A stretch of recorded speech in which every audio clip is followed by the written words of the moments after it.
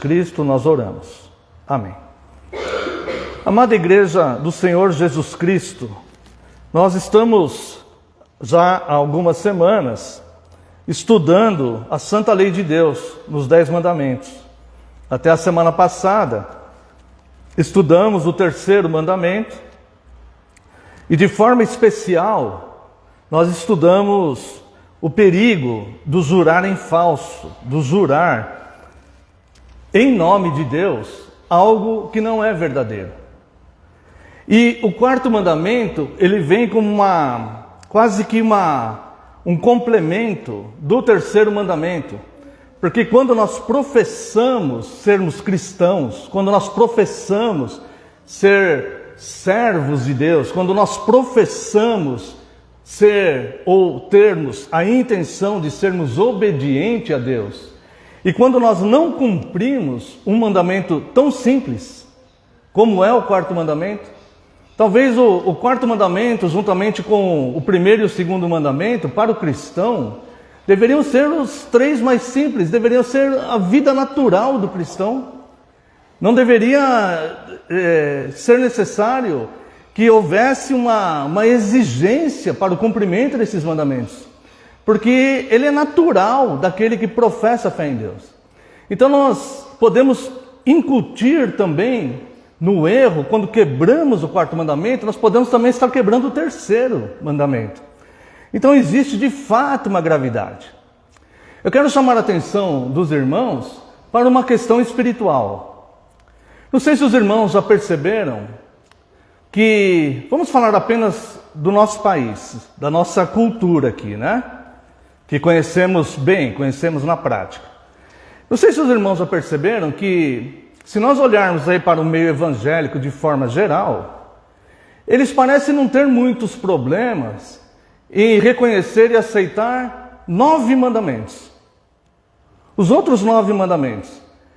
Não tenha outro Deus diante de mim, eles concordam. Não faça para ti imagem de escultura, não os adore, não preste culto. A maioria concorda. Não tome o nome de Deus em vão, a maioria concorda. Honra pai e mãe, a maioria concorda. Não matarás, a maioria concorda. Deveria concordar, né? Não adulterarás, não furtarás, não direis falso testemunho, não cobiçarás o que é do teu próximo, né? Falando de forma resumida. A igreja, de forma geral, no Brasil, concorda com esses mandamentos. Mas no tocante ao 4º mandamento, muitas dessas igrejas se unem ao mundo para combater o 4º mandamento. Não sei se os irmãos já perceberam isso. Existe uma oposição contra o 4º mandamento, ou seja, é como tirar uma parte de um contexto inteiro, aceitar o contexto e uma parte desse mesmo contexto rejeitar. E os argumentos, eles são inúmeros, mas são todos filosóficos. Todos os argumentos contrários à guarda do 4º mandamento, eles são filosóficos, eles não são bíblicos. E nós encontramos na Bíblia, desde o Antigo Testamento até o Novo, motivos para cultuarmos a Deus, ou seja, interrompermos a nossa rotina uma vez por semana e prestarmos um culto de 1h30 que seja, muitas vezes até menos do que isso, ao nosso Deus. Essa oposição, eu não sei se os irmãos já perceberam que existe essa oposição. Se perceberam, os irmãos já se perguntaram por que isso é assim? Por que existe tamanha oposição, até mesmo de pessoas que professam serem cristãs com relação à guarda do 4º mandamento? A resposta, irmãos, ela é bem simples. É que existe, de forma sutil, de forma quase que imperceptível, uma obstrução ou uma oposição para se pregar o verdadeiro culto. Se você fizer um levantamento do que Deus exige no verdadeiro culto, você vai ver que os atos deste culto eles são muito combatidos, inclusive por pessoas que professam a fé cristã. Não existe um amadurecimento, parece, a entender. Existem 2 princípios com relação ao culto.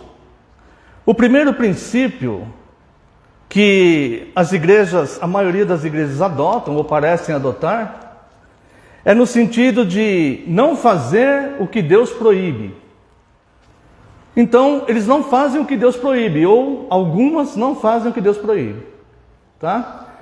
Mas o que a Bíblia nos deixa como princípio para nós seguirmos, não é somente não fazer o que Deus proíbe, é não fazer o que Deus proíbe e só fazer no culto o que Deus ordena. Porque nós não podemos separar as duas coisas.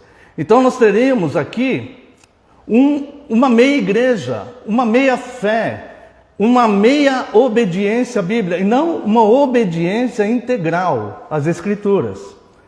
Então, essa oposição, embora ela seja espiritual e sutil e quase imperceptível, ela existe, e eu vou dizer mais, ela reina com o mundo mal. Porque a oposição da pessoa vir ao culto, ele é um fato constatado. Haja visto nas nossas próprias vidas.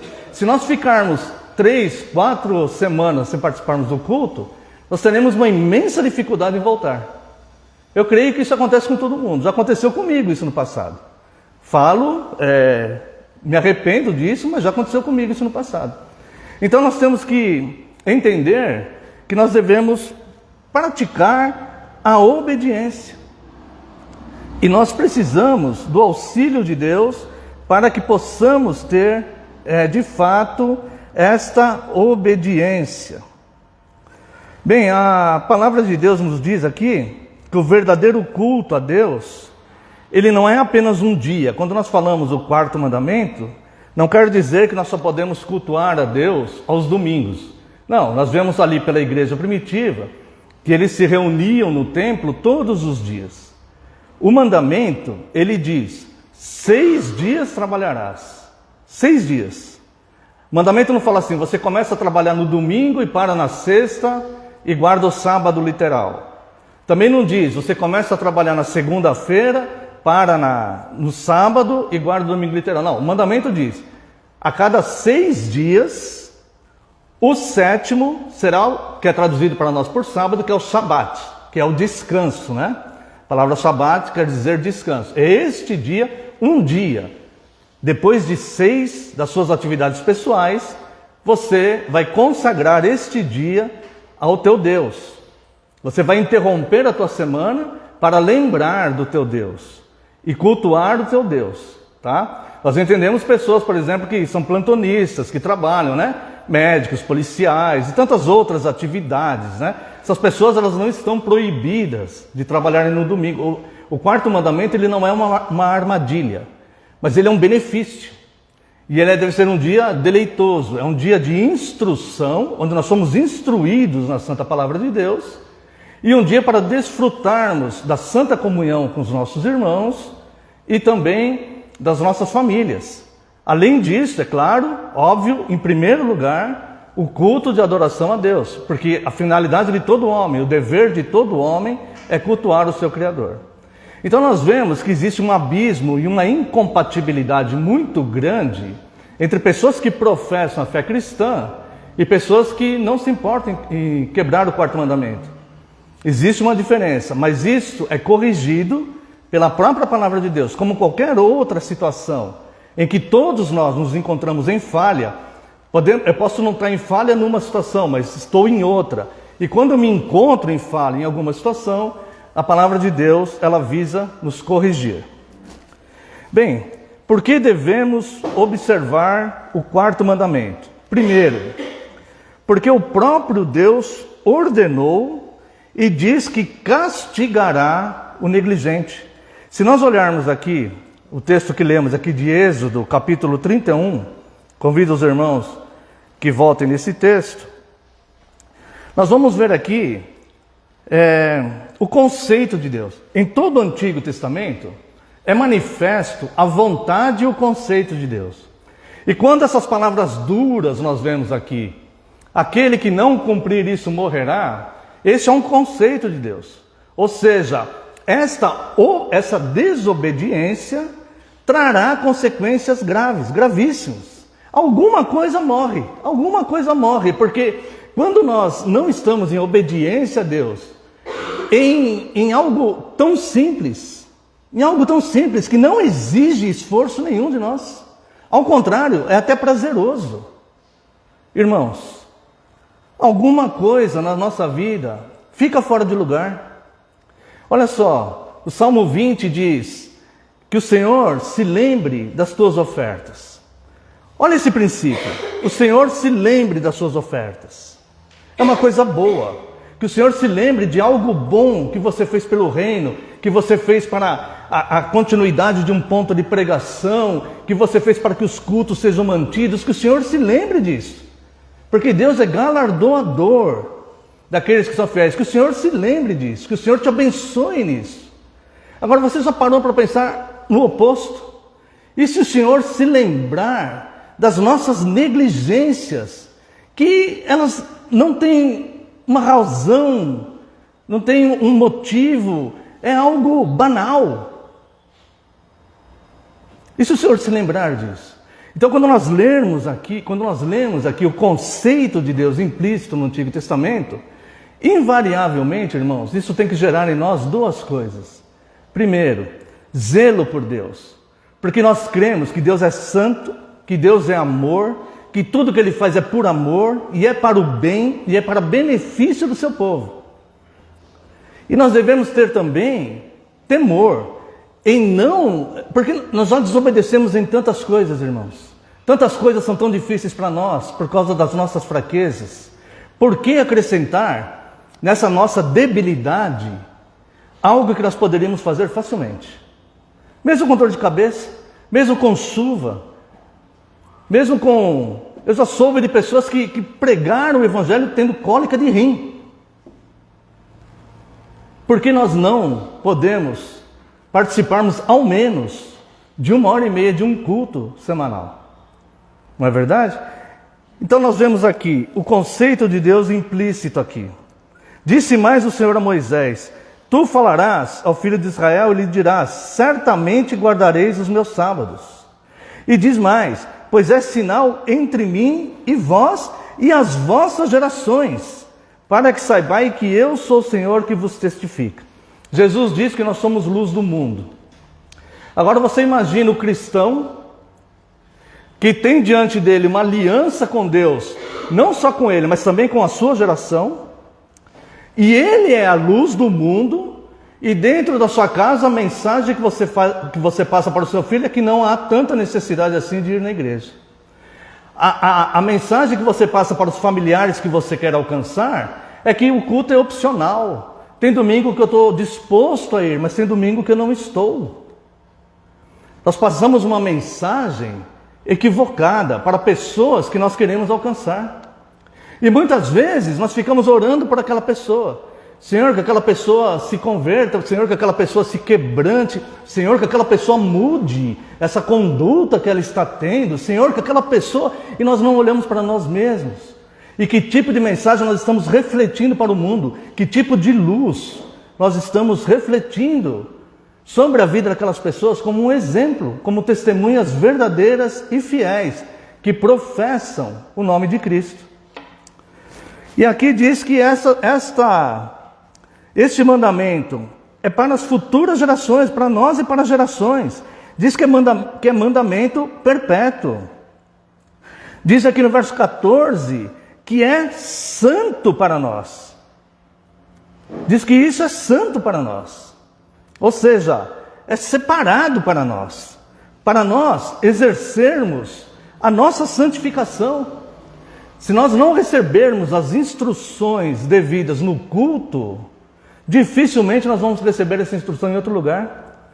Porque a palavra de Deus diz que é no tabernáculo, no santuário, onde Deus determina a bênção.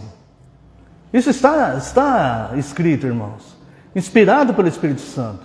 Palavra do mesmo Deus que nós professamos servir e que nós declaramos obediência. E existe uma ameaça aqui, aquele que o profanar... Olha no verso 14, irmãos, como que Deus trata essa questão. Não é que você está faltando no culto, não é que você deixou de cultuar, não é que você quebrou o quarto mandamento por qualquer motivo. Ele está dizendo aqui, está falando de profanação. Está aqui no verso 14. Portanto, guardareis o sábado, porque é santo para vós outros. Veja o contraste. É santo para vós outros. Quando você quebra o santo, você entra na profanação. Entende, irmãos? Então, olha só. Portanto, guardareis o sábado, porque é santo para vós outros. Aquele que o profanar, morrerá. Pois qualquer que nele fizer alguma obra, será eliminado no meio do povo. 6 dias se trabalhará. Entenda, Deus poderia exigir adoração absoluta. Não, 6 dias você vem me cultuar, e um dia você terá... Poderia ser assim o mandamento. E ainda assim seria justo. Ainda assim seria justo. Mas ele faz o contrário. 6 dias você cuida das suas atividades. 6 dias você cuida da sua vida, do seu sustento, do seu trabalho, de fazer as coisas que você precisa. Mas depois desses 6 dias, o 7º é do Senhor. Este é um mandamento. Este é um mandamento moral. Essa é uma lei de Deus.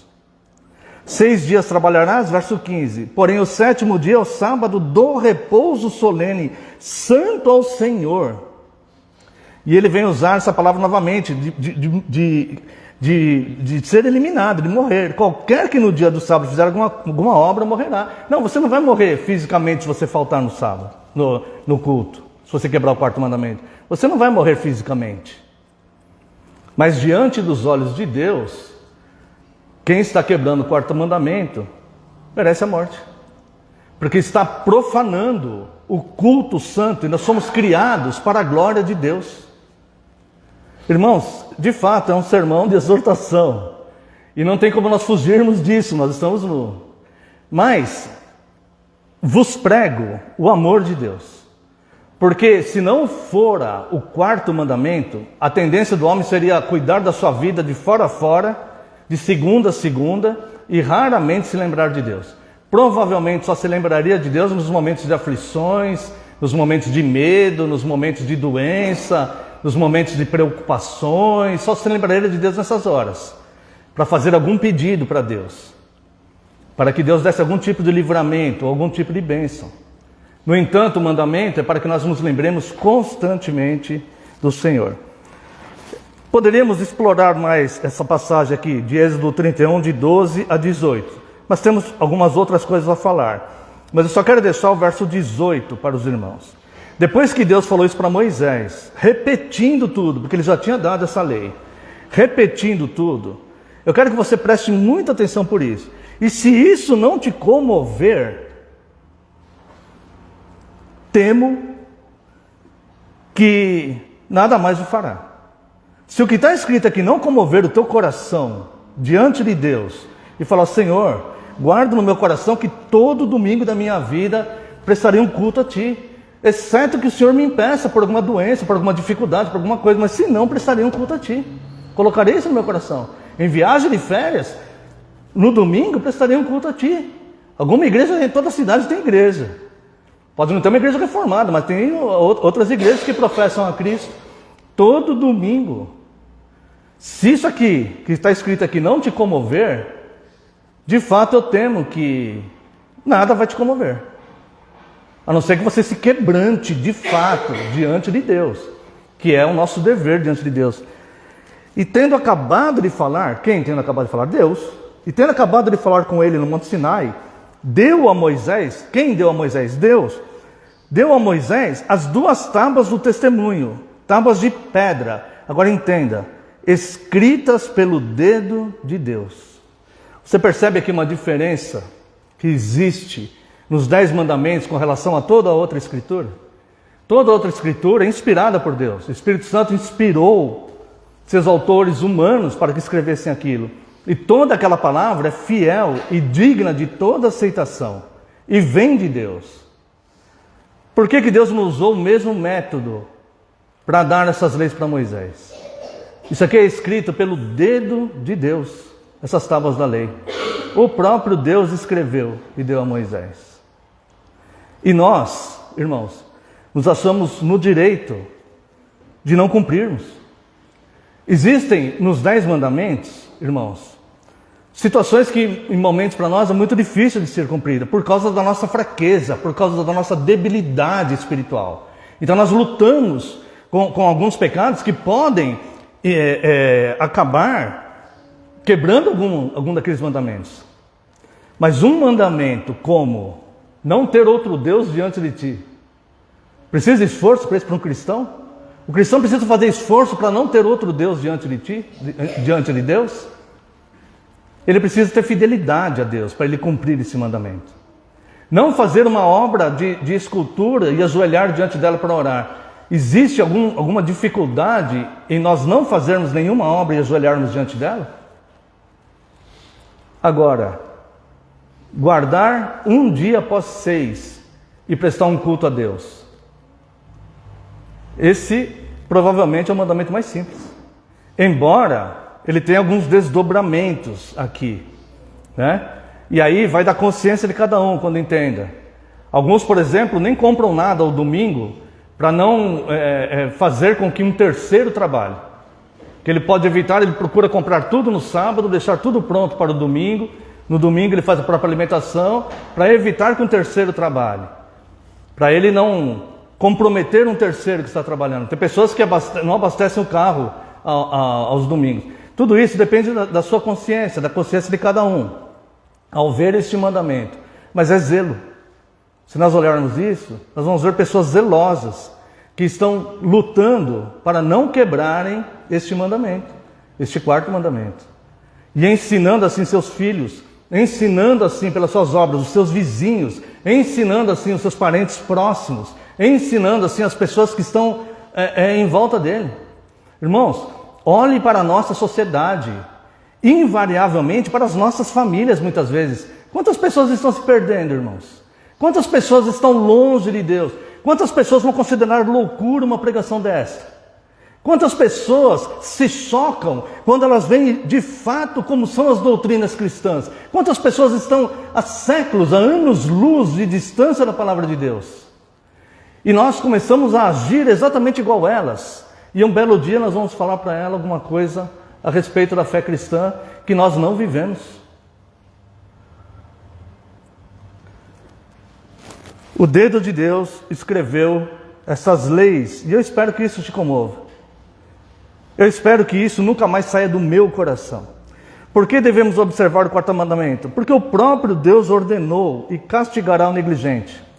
Porque é uma convocação do próprio Deus. Te convido a abrir sua Bíblia no livro de Levítico, capítulo 23, verso 3. Levítico, capítulo 23, verso 3. 6 dias trabalhareis, mas o 7º dia será o sábado do descanso solene. Agora preste atenção. Santa convocação. Nenhuma obra fareis. É sábado do Senhor em todas as vossas moradas. Talvez as mulheres não... Elas sabem, mas não passaram... Obviamente as mulheres não passam por isso, mas... O homem, quando ele chega nos 18 anos, eu não sei se mudou a lei, acho que não, né? Faz tanto tempo que eu fiz 18 anos que eu nem sei mais como é que estão as coisas. Mas, irmãos, o homem quando chega nos 18 anos, ele é convocado ao exército. Ele é convocado. E se ele responde negativamente a esta convocação, a vida dele acabou. Acabou antes de ele começar, aqui com 18 anos está começando, né? A vida dele acabou. Ele não consegue emprego público, ele não pode se candidatar a cargos que são aí promovidos por eleição, a cargos, né, deputado, vereador, prefeito. Ele não pode, eu acho que nem tirar passaporte. A vida dele acabou antes de começar, se ele não responder positivamente à convocação do exército.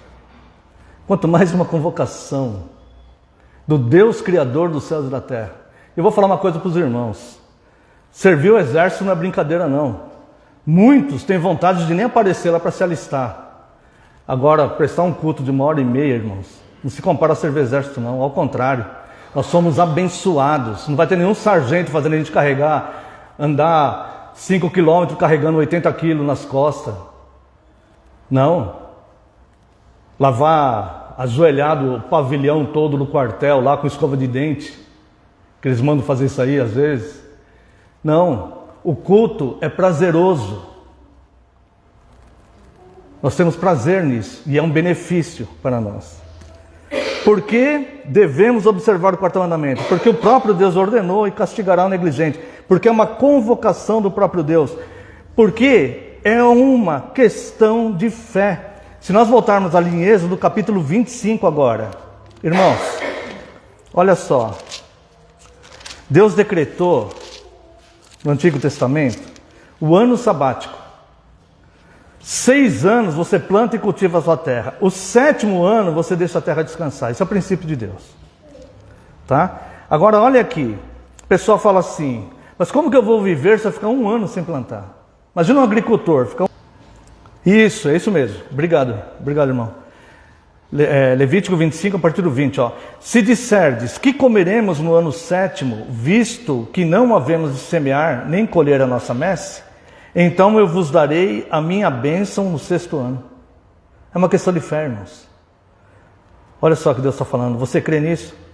Eu vos darei a minha bênção no 6º ano, para que dê fruto por 3 anos. No 8º ano semeareis e comereis da colheita anterior, até o ano 9º. Porque Deus no 6º ano vai dar, o que daria em 1 ano, Ele vai dar múltiplo por 3. Multiplicado por 3. Eu darei a minha bênção. É uma questão de fé. A palavra de Deus fala. Sabe o que mudou a história da igreja? Quando Deus levantou um homem lá no século XVI, quando tudo desaparecia, que não tinha mais condição de reverter, parece que um abismo estava chamando o outro, um abismo chamando o outro, e as pessoas sem fé, sem amparo espiritual. Deus levanta um homem lá no século XVI e fala, o meu justo viverá por sua fé. Viverá por fé. Nós temos 6 dias, irmãos, para trabalhar, para produzir, para cuidar das nossas coisas, daquilo que nos interessa pessoalmente, do nosso universo, para fazer tudo. 1 dia para guardar a Deus. Qual a essência da guarda do 4º mandamento ensinada no Antigo Testamento? Primeiro, como nós vimos em Êxodo 20, verso 11, lembrar do Criador, né? No 4º mandamento que nós lemos, Êxodo 20, verso 11, diz assim, verso 8, lembra-te do dia do sábado para o santificar. E o verso 11, porque em 6 dias fez o Senhor a terra, o mar e tudo que neles há, e o 7º dia abençoou e santificou. Então a essência do 4º mandamento é lembrar do seu Criador. É interromper a sua vida e passar um dia, um culto, para lembrar do seu Criador. E em Deuteronômio 5,15, fala aqui que quando ele dá a repetição das leis, quando chega no 4º mandamento, ele coloca aqui, ó, lembrar do seu Salvador. Deuteronômio 5,15. Olha só, porque te lembrarás que foste servo da terra do Egito, que o Senhor teu Deus te tirou dali com mão poderosa e braço estendido. Então a essência do 4º mandamento são 2. Lembrar do teu Criador e lembrar do teu Salvador. Irmãos, se nós vivermos uma vida professando sermos cristãos, mas sem lembrar, sem fazer questão de lembrar do nosso Criador, e sem lembrar que nós temos um Salvador, em que nós somos diferentes daqueles que se perdem? Em que nós seremos diferentes daqueles que são negligentes e que rejeitam a santa palavra de Deus? Essa semelhança existe, a semelhança dessa essência existe no Novo Testamento? Você lembrar do teu Criador e do teu Salvador? Eu te convido a abrir sua Bíblia lá em 2 Coríntios, capítulo 5, verso 17. 2 Coríntios, capítulo 5, verso 17. Eu quero dizer que o apóstolo Paulo faz uma definição aqui do que nós somos. se somos de fato convertidos. E assim, se alguém está em Cristo, salvo. Se alguém está em Cristo, é salvo. É nova criatura. Ou seja, Deus te criou novamente. Deus operou a fé no coração dessa pessoa que está em Cristo, a ponto dela ser uma nova criatura. Não uma criatura como aquelas que vai se perder, mas uma criatura que passou pelo novo nascimento, que não depende da vontade de Deus e não depende da vontade do homem, não depende da carne nem do sangue. Aliás, depende só da vontade de Deus, não depende da vontade do homem, né? Depende somente da vontade de Deus. E assim, se alguém está em Cristo, é nova criatura. As coisas antigas já passaram, e eis que tudo se fez novo. Mas qual a resposta ao que diz: tenho que criar filhos, pagar contas, tenho compromissos, etc, etc e etc. Paulo vai responder aqui, em Romanos capítulo 8, verso 32. Romanos capítulo 8, verso 32. Aquele que não poupou o seu próprio filho, antes por todos nós o entregou, porventura não nos dará graciosamente com ele todas as coisas? Não dará? Aquele que não poupou o seu próprio filho, entregou por amor de nós quando nós ainda éramos ímpios. Ele não nos dará graciosamente com ele todas as coisas? Será que Deus sonegará algum bem para aquele que obedece a Deus? Será que Cristo se equivocou quando ele disse: aquele que quiser ganhar a sua vida, perdê-la-á, mas aquele que perder a vida por amor de mim, esse a achará? Será que Cristo estava errado quando ele disse que não há ninguém que aborreça pai, mãe, filho, filha, marido, mulher, por amor de mim, que já nesta vida não terá o cêntuplo de tudo isso no presente? É de fato, irmãos, é uma questão de fé, é uma questão de obediência. É você olhar para você mesmo e você responder para si mesmo. Quando nós professamos o credo, você diz: creio em Deus Pai, Todo-Poderoso, Criador dos céus e da terra? Você diz isso quando nós professamos o credo? Mas nas suas obras, você acha que o seu braço mortal é o teu provedor? Nas suas obras, você acha que você tem que obrigatoriamente desobedecer o mandamento de Deus, porque senão sua família vai passar fome? Você acha que você tem que quebrar os mandamentos para que você seja próspero? Você acha que você tem que quebrar os mandamentos de Deus para cumprir os seus compromissos terrenos? Será que quando nós dissemos isso, creio em Deus Pai Todo-Poderoso, que é o Criador dos céus e da terra, será que existe aí algum atalho para dizer que eu creio em Deus Pai Todo-Poderoso, mas tenho o direito de não seguir os seus mandamentos? Tenho o direito de quebrar um mandamento tão simples como o quarto mandamento? Será que esse tipo de orgulho, irmãos, está nos contaminando? É o nosso braço mortal, nosso braço de carne, que é o nosso provedor? Será que é isso mesmo, irmãos? O mandamento diz: 6 dias trabalhará, o 7º é para lembrar-se do Senhor teu Deus, descanso pessoal e familiar. É um benefício. A igreja guarda o domingo, por ser o dia da ressurreição de Cristo. Cristo é o Senhor do sábado. Uma interrupção semanal, para que o povo santo não coloque trabalho secular ou atividades pessoais acima do Senhor. O mandamento é: a cada 6 dias, guarde o 7º, para lembrar-se do Senhor, mas entenda que todos os dias são do Senhor, que a sua mente é do Senhor, que o seu estômago é do Senhor, que o sono, o repouso, quando você vai dormir, é o Senhor que dá, que não são os seus 2 braços, direito e esquerdo, que provê o seu bem-estar. Não é o alarme na porta da sua casa que te oferece segurança.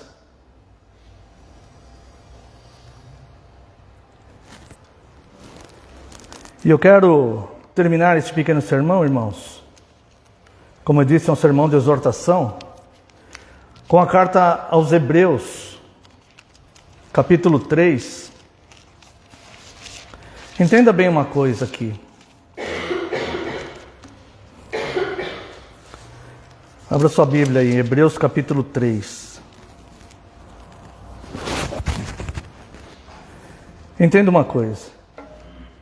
Deus oferece um descanso.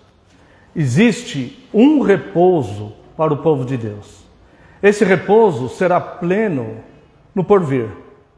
Depois que terminar a nossa peregrinação aqui, ele será pleno no porvir.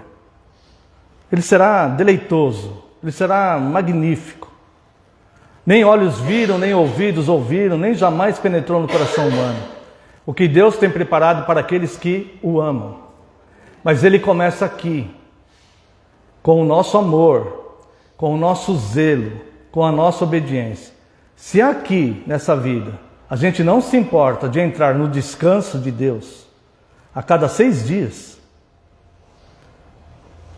por que razão deveríamos entrar no descanso que Ele nos promete? Hebreus capítulo 3, a partir do verso 12.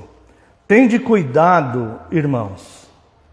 Jamais aconteça haver em qualquer de vós perverso coração de incredulidade que vos afaste do Deus vivo. Não, mas eu não me afasto de Deus. Eu não vou na igreja, mas eu não me afasto de Deus. Não existe uma mentira maior do que essa. Me perdoem a sinceridade do falar, mas uma mentira maior do que essa eu nunca ouvi. Eu nunca ouvi. Seria como, tipo assim, um dos meus filhos falar assim, não, eu não me afasto do meu pai. Só que eu não vou jantar com ele, eu não vou na casa dele, eu não quero estar com ele. Essa é realmente difícil de entender. Tende cuidado, irmãos, jamais aconteça haver em qualquer de vós perverso coração de incredulidade que vos afaste do Deus vivo. Entenda que este cuidado é pessoal. Ele não é algo sobrenatural que vai vir de fora e vai nos manter assim, não. É algo pessoal. Agora olha só o verso 13, irmãos, que justifica o sermão do dia 38 que é pregado no mundo inteiro. Pelo contrário, exortai-vos mutuamente a cada dia. Isso aqui é uma bênção para cada um de nós.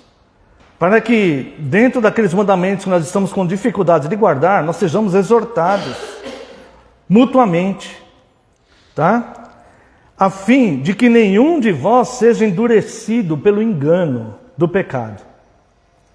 Porque nos temos tornado participantes de Cristo, se de fato guardamos firme até o fim a confiança que desde o princípio tivemos. O salvo é o que persevera. A doutrina, a eleição dos santos, a perseverança dos santos, não tem como desassociar uma da outra. A eleição, quem que é o eleito?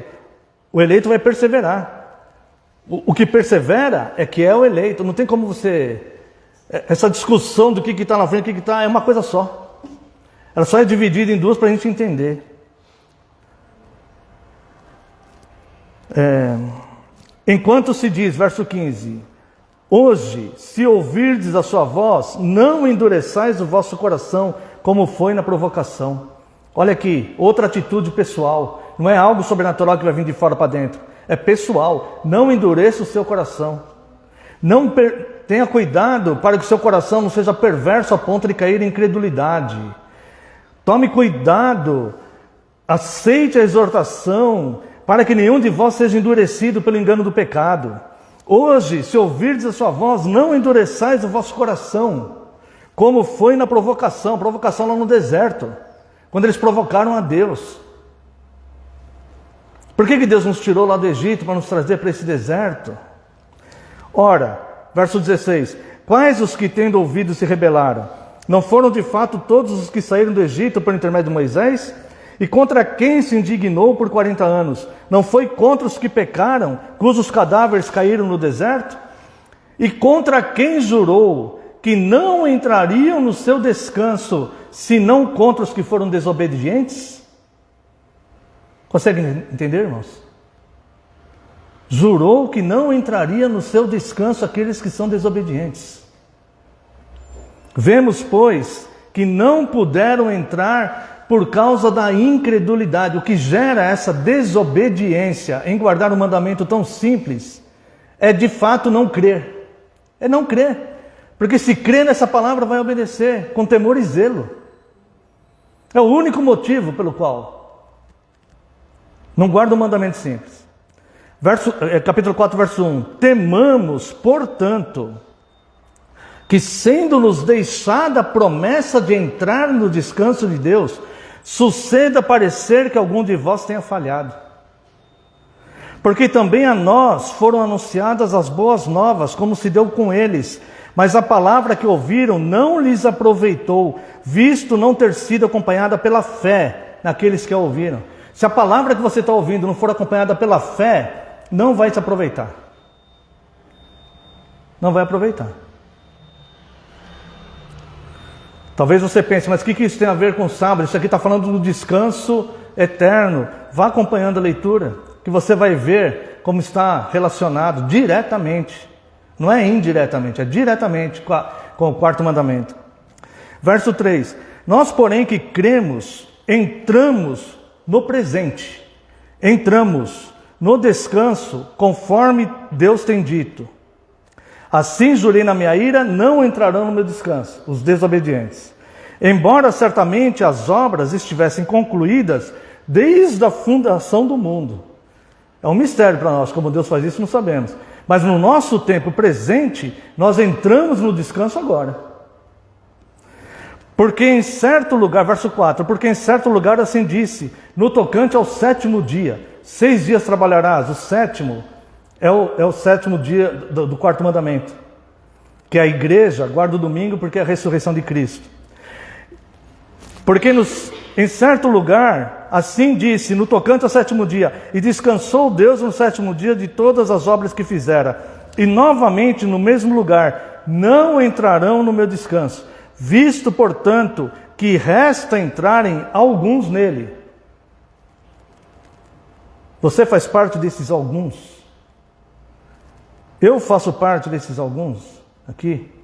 O tempo é agora. Não permita a perversidade da incredulidade endurecer o teu coração a ponto de que você prefira crer no engano do que na santa palavra de Deus e que você negligencie um mandamento tão simples para a tua salvação.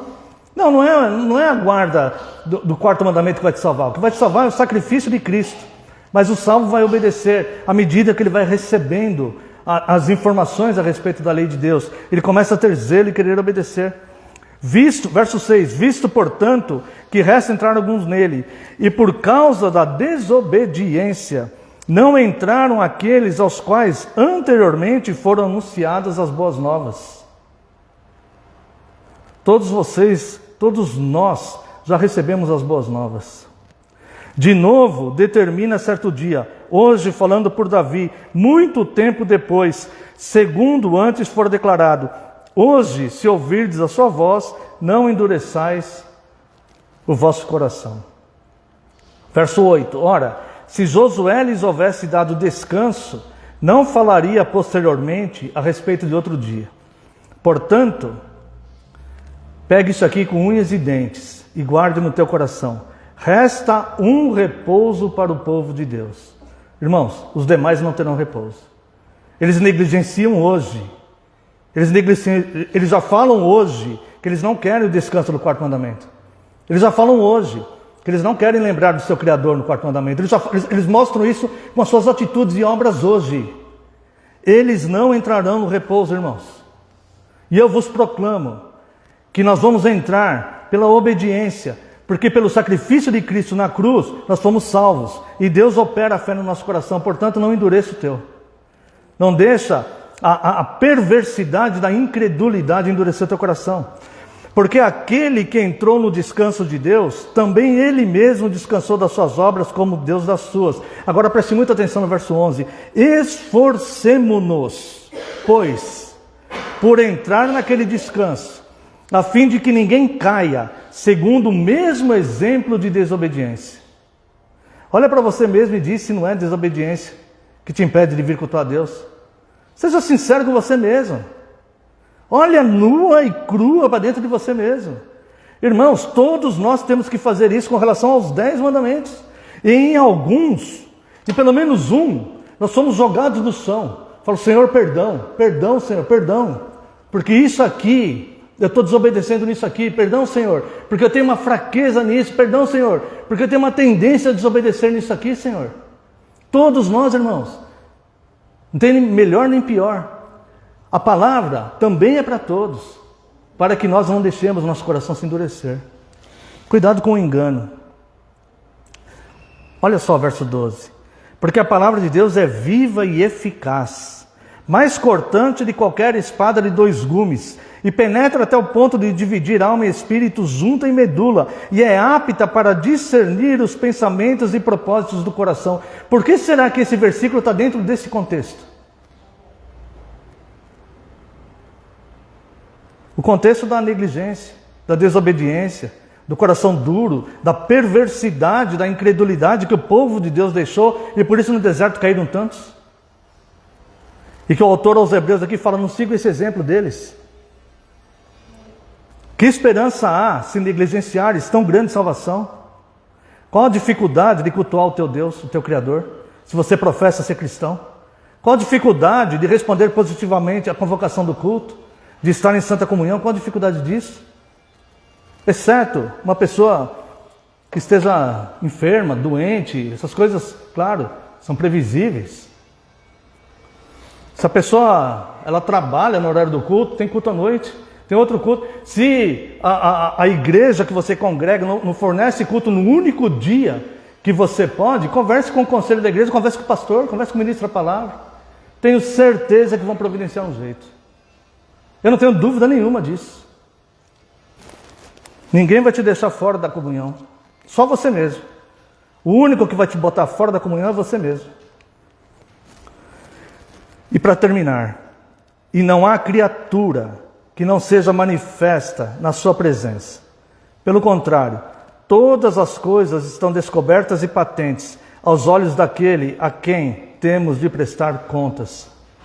Por que será que essas palavras aqui, verso 12 e verso 13, ele está dentro deste contexto? Por que será?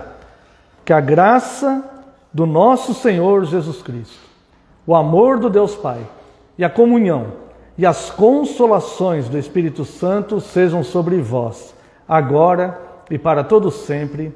Amém e amém. Está encerrado, irmãos. Os irmãos podem assentar-se. Apenas alguns avisos. Peço que os irmãos